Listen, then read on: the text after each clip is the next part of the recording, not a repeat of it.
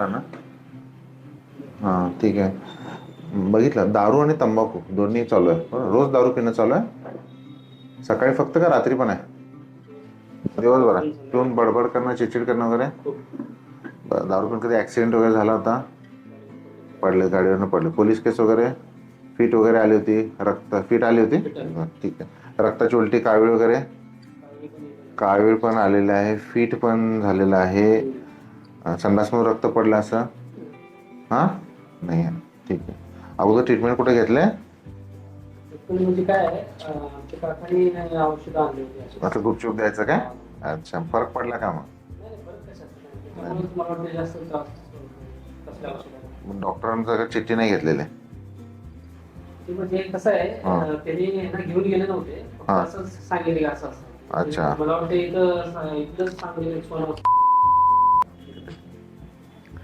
ठीक आहे. आणि अगोदर कुठं, आता आज तुम्ही स्वतःला का घेऊन आले तुम्हाला? हा, सोडायचे ना दारू? किती दिवस सोडणार?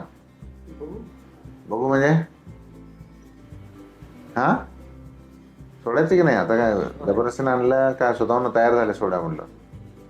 सोडायला नाही, चला म्हणलं तयार झालं. पण सकाळी घेतले आता सगळं. जेवायचं पण नाही मला. सोडायचं ना. ठीक आहे. अगोदर काय ब्लड टेस्ट वगैरे केलेला?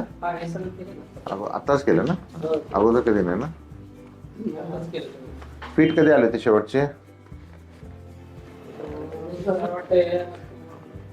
नोव्हेंबर ना.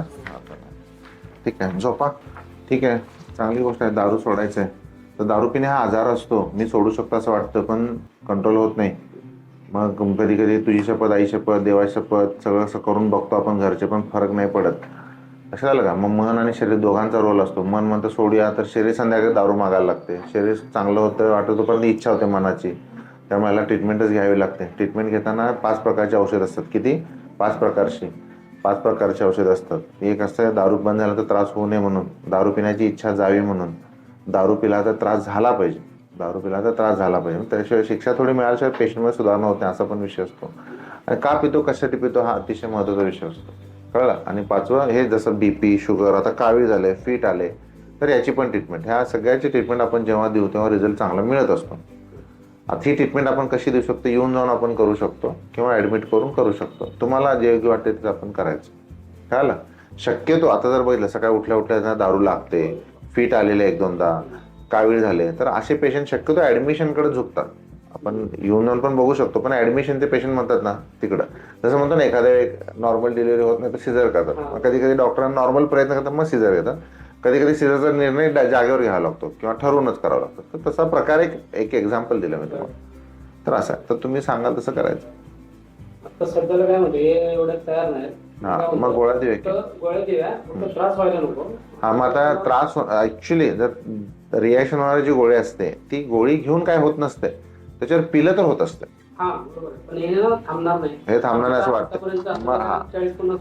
मग बरोबर, मग असं म्हणून म्हटलं हे पेशंट ऍडमिशनकडे झुकणार आहे. कळालं काय म्हणतं? मग आता तात्पुरता मला वाटतं की 1 महिना किंवा 15 दिवस आपण प्रयत्न करूया. हा, आणि नाही वाटलं आपला तोच करा. ठीक आहे. वय किती? ठीक आहे, देतो. तसं करू. सकाळी उठल्या पिणं आहेच ना आता. रिॲक्शन होणार, थोडक्यात रिॲक्शन होणारी गोळी तुम्हाला नको आहे. त्याच्यामुळे जास्तच त्रास होतो. वजन किती आहे? वजन अंदाजे किती असेल? तेवढंच असेल ना?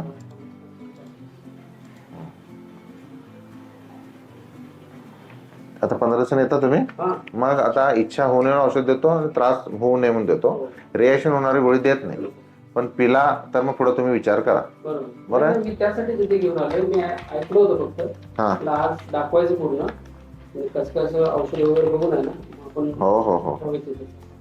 आता पुढच्या मी आता हे केलेलंच आहे, मेंदू आलेख केला. तर फीटचा बदल मागच्या वेळी होता, आता नाही आहे. त्यामुळं पण फीट येण्याचे रिस्क थोडे आहे. बघा, सोनोग्राफी करा, हे पेस्ट काढायचं.